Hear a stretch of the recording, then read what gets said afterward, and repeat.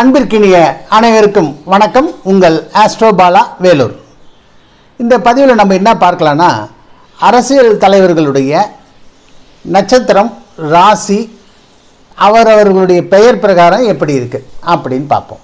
என்ன அப்படின்னு தெரிஞ்சுக்கிறதுக்காக இப்பொழுது சரியான பிறந்த நேரங்கள் நமக்கு வெப்சைட்டில் கிடைக்காததுனால நம்ம பெயரை வச்சு நம்ம அவருக்கு என்ன நட்சத்திரம் என்ன ராசின்னு ஓரளவுக்கு புரிந்து கொள்ள முடியும். ஓரளவுக்கு பலன்கள் ஒத்து வரும். அந்த வகையில் தற்போது நம்ம சின்ன அம்மா என்று அழைக்கப்படுகிற சசிகலா அவர்களுடைய ஜாதகத்தை பார்ப்போம். இப்போ திருமதி சசிகலா அவர்களுடைய பெயர் பிரகாரம் சா அப்படின்னு அர்த்தம். இந்த சானா என்ன அர்த்தம், என்ன நட்சத்திரம் நமக்கு ஃபார்ம் ஆகுது அப்படின்னு பார்த்திங்கன்னா, இந்த வாசன் திருக்கணித பஞ்சாங்கத்தில் 2 இடத்துல சா வருங்க. பார்த்திங்கன்னா 2 இடத்துல சா வரும்.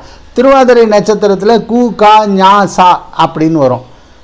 அடுத்தபடியாக ரேவதி நட்சத்திரத்தில் தே தோ சா சி அப்படின்னு வரும். இந்த இடத்துல 2 இடத்துல. அப்போ நம்ம 2 இடத்துல எந்த சா இவர்களுக்கு ரொம்ப சூட்டபுளாக இருக்கும் அப்படின்னு பார்க்கும்போது ரேவதி நட்சத்திரத்தில் இருக்கக்கூடிய சா தான் ரொம்ப சூட்டபுளாக இருக்கிறது அப்படின்னு ஒரு கணிதம் போட்டு பார்க்குறோம்.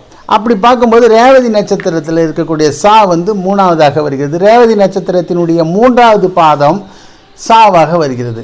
அப்போது திருமதி சசிகலா அவர்களுடைய நட்சத்திரம் ரேவதி நட்சத்திரம் 3ஆம் பாதம் இருக்கக்கூடிய ராசியோ மீன ராசி. நல்லா பார்த்துக்குங்க, மீன ராசி. அப்போது அவர்களுடைய நட்சத்திரம் சா வருது.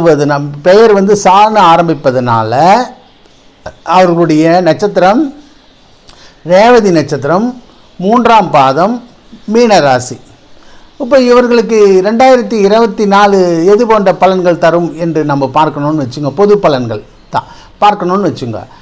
ஏற்கனவே நான் 2024 வருட பலன் கொடுத்துருக்கேன் ஒவ்வொரு ராசிக்கும். அதனுடைய அந்த வீடியோவோட லிங்க் டிஸ்கிரிப்ஷனில் கொடுத்துருக்கேன். நீங்கள் அதை பாருங்கள். அதை கிளிக் பண்ணி பார்த்தீங்கன்னா 2024 இந்த மீன ராசிக்கு எப்படி இருக்கும் என தெரிந்து கொள்ளலாம். நன்றி, வணக்கம். உங்கள் ஆஸ்ட்ரோ பாலா வேலூர். நன்றி.